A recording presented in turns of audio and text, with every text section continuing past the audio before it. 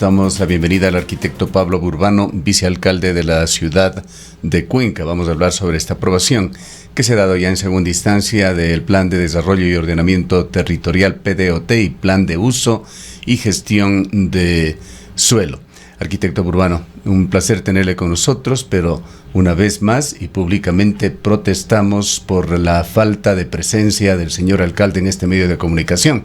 Parece tener instrucciones de su equipo de comunicación de no presentarse aquí para entrevistas. Lo respetamos, pero no compartimos. Él es el primer personero de la ciudad. Nuestros oyentes, nuestra amplia audiencia tiene el derecho de escucharle y de ser cuestionado, preguntado,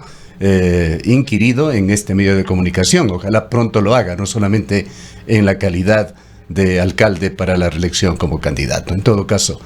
reiteramos, le agradecemos por su presencia y por poder conversar abierta y respetuosamente sobre estos temas. ¿Cómo han quedado los PDOT y PUCs? Con frecuencia se reclama aquí en la ciudad de Cuenca sobre la falta de visión del sector político, de quienes dirigen a la ciudad, sobre el futuro de Cuenca, la imagen de la ciudad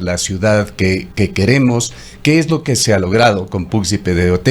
en cuanto a lo que el municipio de Cuenca, entendemos, lo ha calificado como modelo territorial deseado. ¿Cuál es la ciudad del futuro que de alguna manera PUCs y PDOT contribuyen a visualizarla? Estimado Gustavo, gracias por la oportunidad. Un saludo cordial a usted, a Rosana, y a todos quienes a través de su medio nos miran y nos escuchan. Creo que estas herramientas, tanto del Plan de Desarrollo y Ordenamiento Territorial, que no es sino un instrumento técnico de planeamiento y de gestión urbanística, pero fundamentalmente el Plan de Uso y Gestión de Suelo, que efectivamente es esta nueva planificación de la ciudad que se la hace después de 40 años y después de 20 de la última actualización, lo que hace es generar una hoja de ruta clara para el futuro de la ciudad de Cuenca y de su cantón en general. Ciertamente que ha sido un esfuerzo muy grande, muy amplio, yo diría no solo de los 3 años que hemos estado en la administración, sino de todo lo que ya se venía construyendo, pero fundamentalmente tomándonos el tiempo que sea necesario para hacerlo bien o no hacerlo. No se trataba exclusivamente de cumplir un plazo por cumplir o de manera irresponsable quizás tomar la planificación en vigencia, hacer algún cambio pequeño y dejarlo como está. De hecho, la planificación incluye temas fundamentales porque parte de la planificación de la ciudad fue también una consulta popular en defensa del agua, porque son los puntales de la misma este rato. Y otros temas más como la aprobación de las áreas de conservación y uso sostenible. Entonces se han ido generando herramientas durante este proceso que lo que harán es garantizar una calidad de vida para los ciudadanos y sobre todo esta equidad y este equilibrio con un territorio que no soporta más agresiones en un momento dado, no soporta una expansión tan grande como la ciudad ha tenido en los últimos 50 años y donde la población en un momento dado nos estamos tomando el suelo tanto de producción y de conservación, sabiendo que no podemos reproducir suelo. Entonces lo que nos toca con la visión del nuevo plan es compactar la ciudad, densificarla en los sitios que tienen servicios, en los sitios que hay seguridad, sobre todo con una convivencia muy armónica con el ambiente. Y todas estas sesiones, que si bien el primer debate arrancó el 11 de enero de este año y el segundo debate el 11 de mayo de este año, han sido fundamentales porque, a mi entender, y creo que nadie podrá rebatir esto, ha sido la ordenanza con mayor participación, con mayor contribución, con mayor presencia de sillas vacías. Y si al menos quien habla en calidad de concejal en su plan de trabajo propuso legislar con ciudadano, este ha sido uno de los mejores ejercicios que en mi vida profesional, política y pública he podido desarrollar. Y lo digo con absoluta humildad, porque yo debo reconocer que este plan, este consenso, este acuerdo de ciudad al que llegamos, sí, ciertamente ha tenido que pasar por el Consejo Cantonal, pero fundamentalmente por la sociedad civil y por quienes hacemos ciudad y vamos a velar por la misma. Arquitecto, muy buenos días. Uno de los temas que genera enorme preocupación, sobre todo por las más recientes denuncias de nuevas agresiones ambientales en los páramos de Quimsacocha, es precisamente la defensa de nuestros páramos, la defensa de los recursos hídricos, en este caso del cantón, y preocupa también, por supuesto, el silencio que ha habido por parte de las autoridades respecto de estas nuevas denuncias que se han dado a propósito de lo que estaría ocurriendo en Quimsacocha. ¿Cómo queda definitivamente resguardados nuestros páramos, nuestro recurso hídrico a través de esta planificación que ha sido aprobada? Gracias, estimada Rosana. Fundamentalmente, esto de la consulta popular que termina consolidando y aterrizándose en un plan de uso y gestión de suelo que a través de la propia consulta delimita esas áreas de respeto absoluto, que no solo va por el tema minero y minería a gran escala, sino todos aquellos usos que tradicionalmente han estado presentes destruyendo nuestros páramos, bosques nativos y fuentes hídricas. Y claro, si bien la minería es una de las mayores amenazas, porque el gobierno central, el actual, no han terminado de entender de que Cuenca no es el patio, el segundo patio de una casa. Nosotros defendemos y defenderemos nuestra vida, nuestro ambiente y nuestras fuentes hídricas, porque eso es lo responsable de las generaciones. La norma está, y a veces la normativa per se no es la que soluciona las situaciones como las agresiones que usted acaba de decir, si no generamos herramientas legales y sobre todo un momento dado de control, que sí es, creo yo, una deuda que tiene la administración a través del Consejo Cantonal, cuando por temas absurdos, y tengo que decirlo con frontalidad, por temas absurdos se derogó una ordenanza de control que lo que buscaba es controlar una planificación en vigencia, no digamos la que ahora ya está aprobada, y que ahí sí era sanciones muy fuertes para aquellos usos y ocupación de suelo indebidos. Vamos a retomar de manera inmediata, y ese ha sido un compromiso que además consta en una de las transitorias de estas normas, para darle la suficiente fuerza a los entes de control locales, porque los nacionales a través del ministerio definitivamente nos siguen dividiendo y nos seguirán dividiendo bajo esa mirada centralista que realmente tanto nos complejiza. Pero esténse seguros que esta defensa por el medio ambiente es y será una de las hojas de ruta que ha tenido no solo el plan de trabajo del señor alcalde, sino también ya de la ciudad, con un pronunciamiento de más del 80%. Y he dicho siempre que las acciones que se deban tomar derecho o en protesta, los haremos porque creo que el 80% de los ciudadanos estamos conscientes, mucho más ahora, de que más allá de una norma hay que resguardar la vida y este planeta no soporta más. De hecho, uno de los grandes méritos, creo que esta ordenanza, complementariamente, mi estimada Rosana, es que se logró actualizar un plan maestro hídrico sectorial que nos enseña cómo los cuencanos hemos estado viviendo y conviviendo con los ríos, pero agrediéndolos de manera permanente, y por fin se va a generar la primera unidad técnica de recurso hídrico y de riesgo climático para nosotros mismos, en función de investigación, logremos a través de medidas estructurales y no estructurales tratar de compensar o de mitigar los efectos que estamos teniendo, no solo por las agresiones de los páramos, sino por lo que hemos hecho con la madre naturaleza que nos rodea y que realmente es la que nos debe sostener a esta ciudad, y ojalá por no solo los 50 años, por lo que viene a futuro. ¿En qué medida queda escrito en esta norma el soporte legal que debía recibir la consulta de Cuenca para la protección de las áreas de recarga hídrica?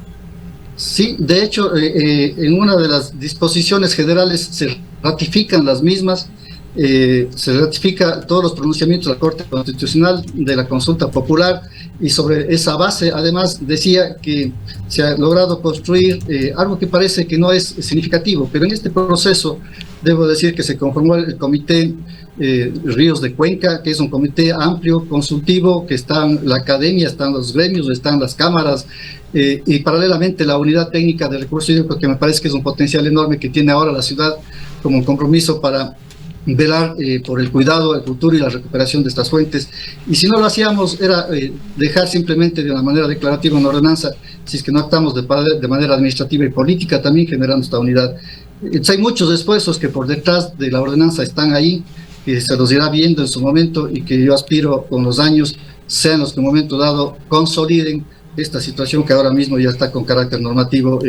para mí blindada, pero que habrá que con el gobierno central seguir luchando y peleando para que no sigan esa vorágine de querer... No obstante, arquitecto Urbano, nos preguntamos si tendrá definitivamente el municipio la fuerza para hacer que se cumpla esta planificación aprobada. De hecho, hemos visto a lo largo de la historia de estos mismos últimos años una serie de incumplimientos de la normativa, y poco o nada en algunos casos se ha hecho efectivamente para que se respete. Aquí hay una altísima corresponsabilidad. Creo que quienes hemos estado al frente de estos proyectos y procesos de planificación hemos puesto todo, absolutamente todo, pero ya queda en manos no solo de las autoridades actuales, sino de las futuras y por sobre todo de la corresponsabilidad ciudadana. Uno no logra entender cómo una planificación del 2003 a la fecha ha generado tanto desorden si en un momento dado habían normativas que por cualquier razón o las administraciones que en un momento dado estaban para vigilar no las cumplieron, no las quisieron desarrollar,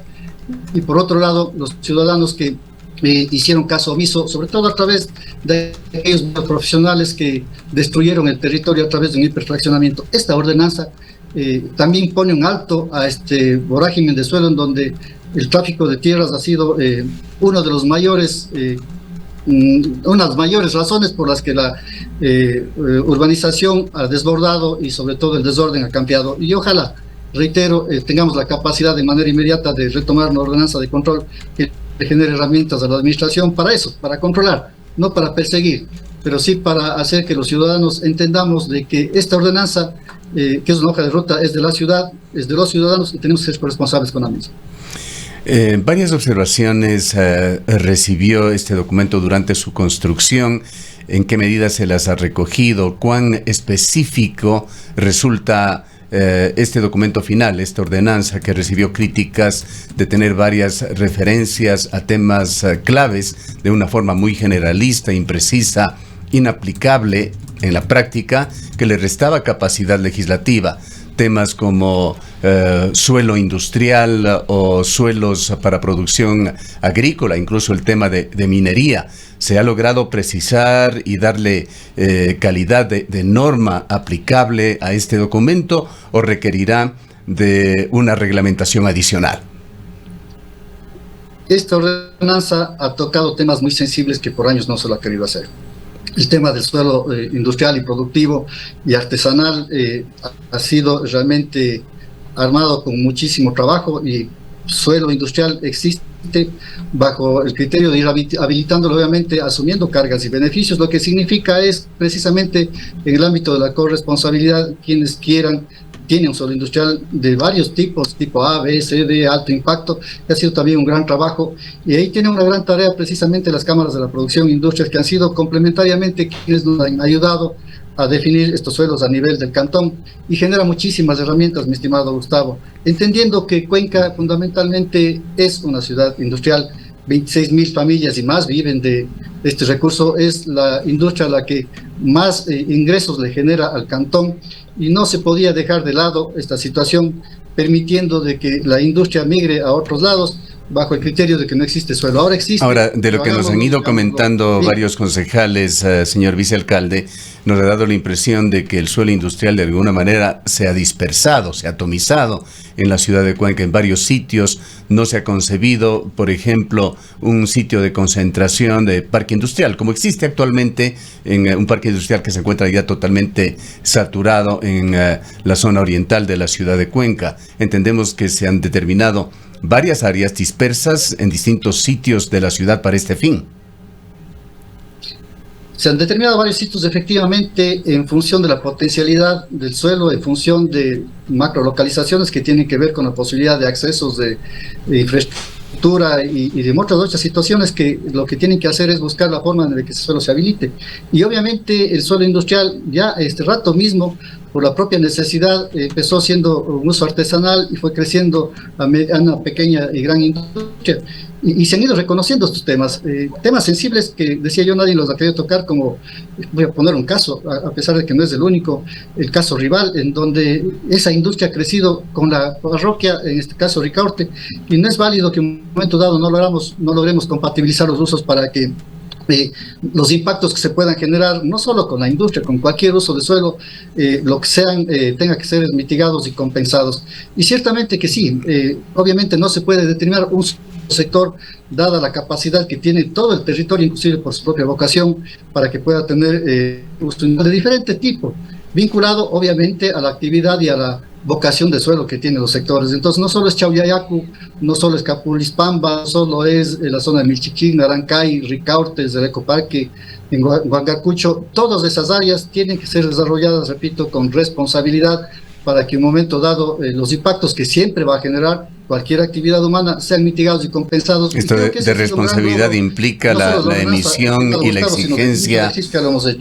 Esto implica la emisión y la exigencia de cumplimiento de una amplia normativa ambiental en el manejo de los recursos en cada una de estas áreas. El gobierno municipal debe asumir ese compromiso. Así es, pero bajo criterios de mitigación y compensación, y decía que hemos hecho ejercicios previos sin tener una normativa clara, y por varios casos, al menos 4 casos que la ciudad no los voy a mencionar con nombres y apellidos, pero que han generado compensaciones de $10 millones para beneficio de la ciudad y las comunidades de alrededor. Eso es hacer ciudad, compensando y mitigando y siendo responsables con cualquier actividad que uno genere, porque no solo es el uso industrial, se ha satanizado quizás, o sea, estigmatizado este uso cuando existe muy buena industria. Lo que hay que hacer es que la informal se regularice y que cumpla con las normativas, como bien dice usted, mi querido Gustavo. Arquitecto urbano, ¿cómo queda el crecimiento de la ciudad en esta planificación? Sobre todo en lo que tiene que ver a la ampliación de las zonas urbanas. Hay una inquietud en torno a este tema y nos dicen por qué se está hablando de densificar el territorio si prácticamente el perímetro urbano se estaría duplicando.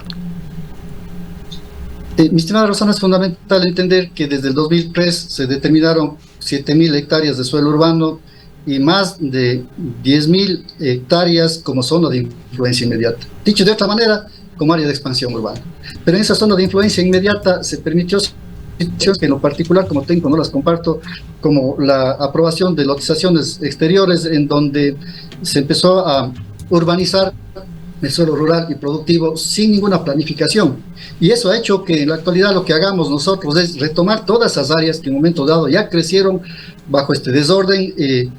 y compactarlas en polígonos de intervención en donde necesariamente tienen que entrar en procesos de planificación. Entonces, este suelo rural de expansión urbana sigue siendo rural en tanto y en cuanto no cuente con una planificación y en tanto y en cuanto la ciudad no tenga los recursos necesarios para poder ir dándole servicios y calidad de vida a estos ciudadanos. Entonces, lo que ha hecho la actual planificación es reconocer lo que ya existe, no ampliarlo, reconocer y decir que ahora entremos en un proceso de densificación. Una de las cosas importantes es entender de que esta ciudad jardín que todos la hemos visionado, hemos querido en algún momento, por fin ahora le permite a un ciudadano en donde tiene un lote, por ejemplo, de 120 metros cuadrados, ya no hacer una sola vivienda, tener la posibilidad de crecer hasta 4 pisos sin ninguna otra contraprestación que no sea el densificar para que ahí ya no habite una familia, quizás 2, 3 o 4, no tubrizando el espacio, dándole calidad de vida. Y con eso quizás aprovechar el recurso que ya tiene invertida la ciudad en las áreas que cuentan con servicios básicos, vialidad, equipamiento, y el resto tendrá que ir creciendo sí, de una manera organizada. Obviamente, por eso decía que es fundamental el haber también por fin blindado este hiperfraccionamiento que se venía haciendo del suelo, si no se hace a través de una planificación y obviamente mitigando y compensando también esos impactos que genera esta urbanización que no la podemos permitir. Son 3.500 millones de dólares que la ciudad necesita ahora mismo para servir estos espacios que se han urbanizado de manera irregular y obviamente expulsándole al ciudadano del área urbana, quizás por muchas situaciones que no vale la pena este rato en el espacio, pero creo que ese incentivo de que la gente vuelva a habitar el centro histórico y otras áreas está generado y ya corresponde a los ciudadanos y fundamentalmente a los profesionales que se dedican al área de la construcción y la planificación a hacer uso de estas herramientas que están para el servicio de la ciudad. ¿Qué se decidió, señor alcalde, tomando uno de tantos puntos que generaron polémica, incluso protestas en calles, en barrios de la ciudad, sobre lo que se llamaba en esta normativa áreas que permitan cierto grado de diversión público adulto, las zonas, algunas que funcionan en la ciudad de Cuenca, que también han exigido al municipio de Cuenca que no solamente reparaciones, sino de que se cambie, que no por ser una cosa juzgada por la reciente historia, tengan que mantenerse como barrios calificados como zonas rojas de la ciudad de Cuenca. ¿Qué se decidió en cuanto a esta normativa? ¿En qué barrios existirá la aplicación de normas para un crecimiento ordenado, controlado de este tipo de actividades?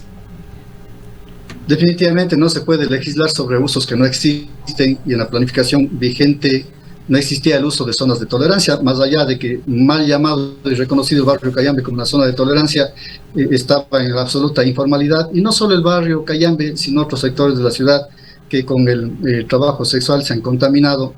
y no por trabajo sexual, sino por lo que colateralmente ha venido de la mano, que es la delincuencia, el microtráfico y otras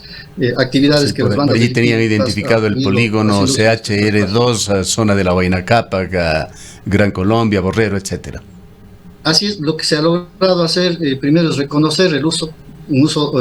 como zonas de tolerancia, generar estas macro localizaciones que le llamamos, que son no otra cosa que las condiciones macro en donde podrán localizarse. Se ha adquirido una gran responsabilidad para que en el plazo de un mes la administración municipal contrate una consultoría para que sea esta la que determine en función de estas macro localizaciones, estas restricciones, en donde podrían emplazarse estos usos,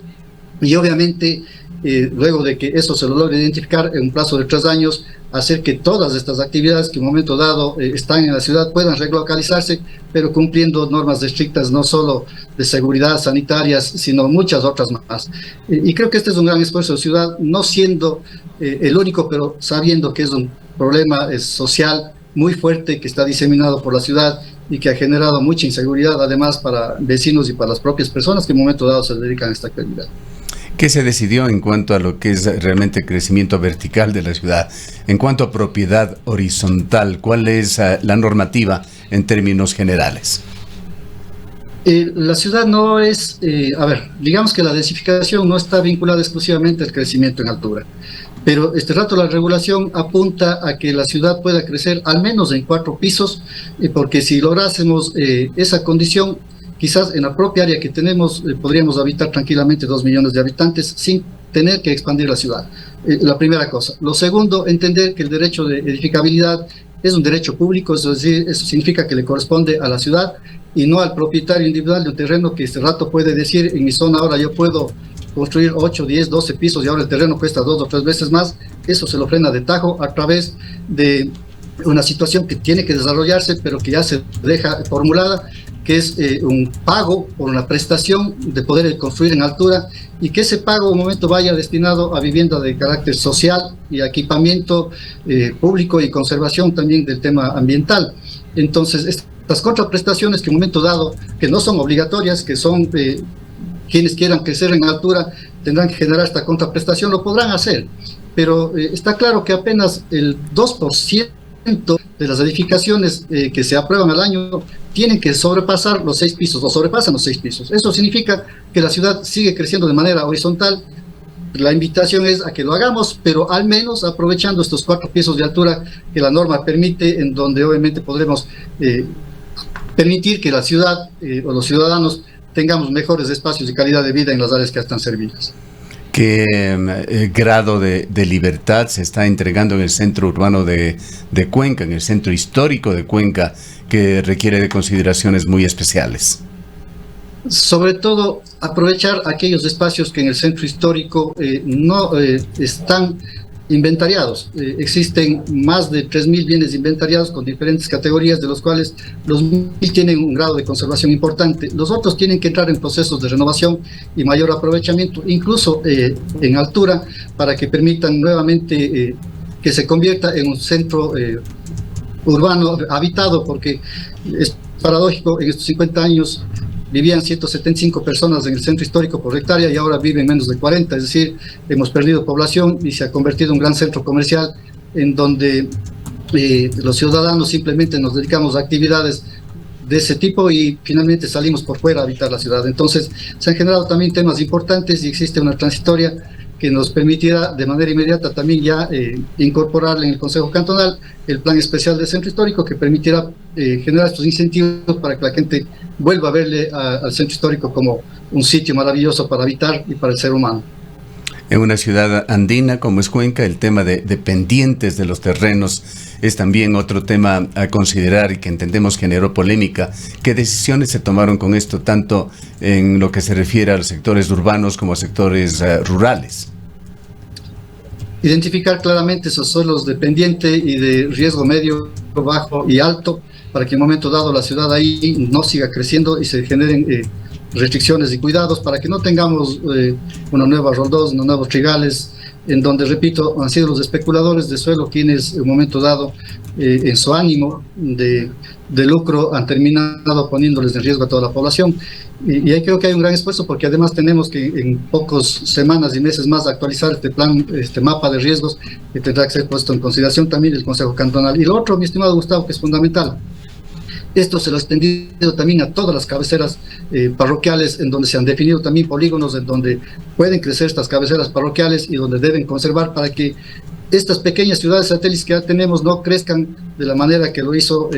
la ciudad, y que obviamente tengan un control sobre todo no poniendo en riesgo la calidad de vida, y sobre todo no terminando con nuestro suelo productivo, que es muy escaso y que en un momento dado ha sido el sostén, sobre todo en una pandemia en donde el área rural ha sido fundamental para, con su producción y su calidad de productos que tienen, los puedan conservar. Ahí hay un gran esfuerzo también que hay que desarrollarlo con las parroquias rurales, y tienen estas herramientas, y sobre todo tienen algunas de ellas ya la gestión y el control de suelo, para que puedan controlar su territorio y en un momento dado ser copartícipes y corresponsables también del desarrollo de sus centros poblados. Entendemos que es un amplio documento, de allí también se refleja de alguna manera el tiempo que se ha tomado para aprobarlo, arquitecto Burbano.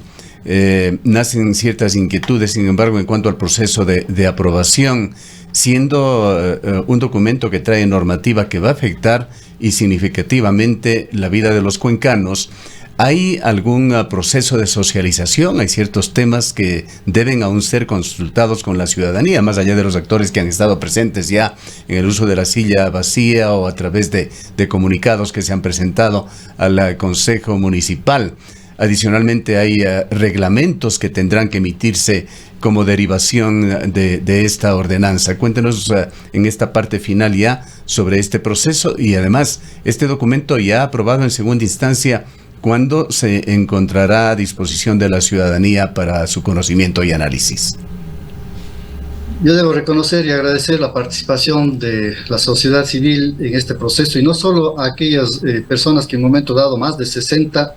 pidieron hacer uso de la silla vacía y que actuaron y participaron en los temas que tuvieron interés. Exclusivamente dos mujeres se mantuvieron desde el primero hasta el último día en las 54 sesiones del Consejo Cantonal. Una de ellas, que ni siquiera estaba calificada como silla vacía, pero siendo dirigente barrial, estuvo de manera permanente para ser un portavoz de las buenas noticias y de las no tan buenas quizás para el barrio, pero que han sido partícipes. Y ahí sí, yo creo que nadie podrá decir que faltó socialización. Todos, absolutamente todos tuvieron la oportunidad de participar, de aportar, y no siempre el hecho de que algo no se acoja significa que no se ha terminado de escuchar a uno u otro actor. Este es un tema armado por consenso de ciudad. Lo otro, el día de ayer hemos terminado de aprobar la ordenanza en este periodo de 2 o 3 semanas del señor alcalde, una vez que desde la Secretaría se le entregue el documento final ya pulido, tendrá que sancionarlo y entrará automáticamente en vigencia sin perjuicio de que se publique en registro oficial. En este tiempo de más o menos 2 o 3 semanas, obviamente haremos un proceso no solo de seguir socializando, sino de entrega de este documento final a todos quienes participaron, y ojalá lo podamos ya editar para entregarle como herramienta para quienes en un momento dado tenemos la obligación de respetarlo y sobre todo de defender este proceso. Este proceso no es un proceso exclusivo de la administración, sino es un tema histórico, porque creo que nos ha permitido hacerlo de manera conjunta. Pero repito que es este rato defensa de la ciudad, y ojalá se genere un consejo ciudadano que lo que haga es vigilar que esta planificación, que le va a costar a la ciudad mucho en inversión, se cumpla y se vaya perfeccionando. Son 12 años de vigencia del plan en lo que ver con los polígonos de intervención, pero sobre el tema de los usos se podrá seguir perfeccionando. No siempre habrá coincidencia en todo, pero ya es corresponsabilidad de las autoridades futuras y sobre todo de los ciudadanos el implementarla y sobre todo el conservar. Le ha costado tanto a la ciudad. Este es un esfuerzo que creo que le dejamos como una hoja de ruta a Cuenca, y en lo personal me siento absolutamente satisfecho de la participación de todos, absolutamente todos quienes han sido partícipes de este proceso. Arquitecto Burbano, hay otras preocupaciones en la ciudad, como por ejemplo lo que ocurre al sur de Cuenca, ya a la salida de la ciudad, en toda la zona de Narancay, es un foco de insalubridad con la gran cantidad de ventas que se han instalado en el lugar, también de inseguridad. Hay una terminal terrestre improvisada que en algún momento podría provocar alguna situación, ojalá no siquiera algún accidente de algún tipo, algún accidente de